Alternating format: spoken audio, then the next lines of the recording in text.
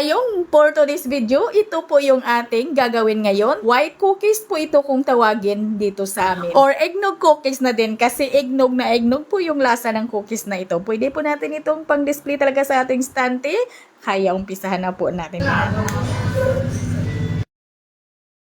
So dito mga ga, sa ating dry na mixing bowl ay gagamit lang po tayo dito ng 6 na piraso na large na itlog. Andin batihin lang po natin yan hanggang sa umalsa yung ating itlog. Ayan mga ga, pag ganito na yung consistency ng ating itlog ay utay-utay na po natin ilagay dito yung 2 in 1/2 cup po natin na white sugar.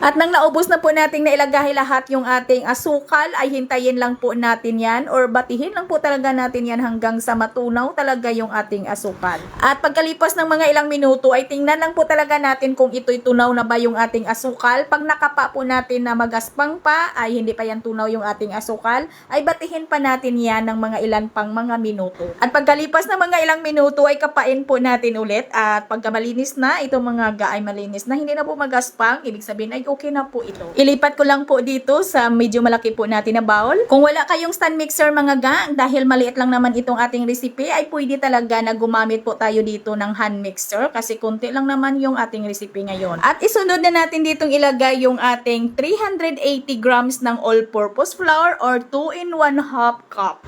At kung maaari lang po, gagamit po kayo ng gramuhan para po dito sa ating all-purpose flour para maging accurate talaga yung timbang ng inyong harina para hindi kayo ma-fail dito sa ating cookies. At dito mga ga, maglagay po tayo ng 100 grams ng cornstarch or 1 cup. At lagyan natin ito ng 1 teaspoon ng baking powder.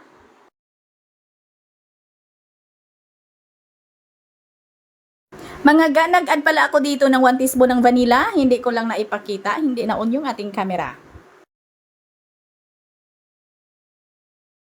At gamitan na po natin ito ng kamay para mapadali po natin yung ating paghalo at nang masigurado po talaga natin na halong-halo po yung ating harina dito sa ating itlog. At iwasan lang po natin itong ma-overmix. Pag nakikita po natin na nag-well combine na po yung ating flour dito sa ating itlog ay okay na po yan. Transfer na po natin ito sa ating piping bag. At para hindi didikit talaga mga ga yung ating mixture dito sa ating plancha ay pwede kayong magdas ng kahit kaunti lang po na harina dito sa ating plancha. Para hindi didikit, para hindi kayo mahirapan sa pagtanggal. Lalo na pag basa yung ating plancha or bagong hugas ay kailangan po talaga na magdas po kayo dito ng harina. Itong aking plancha mga ga ay may kunti po itong harina.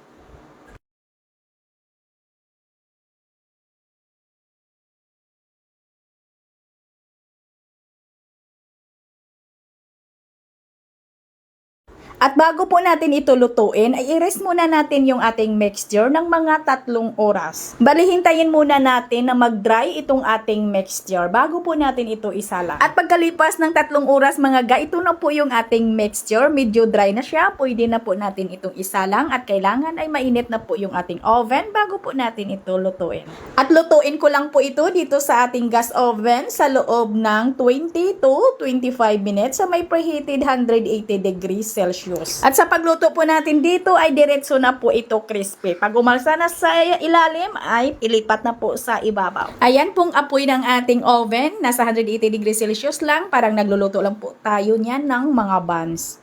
At pag ganito na ka-golden brown mga ga, ay okay na po ito. Crispy na po ito.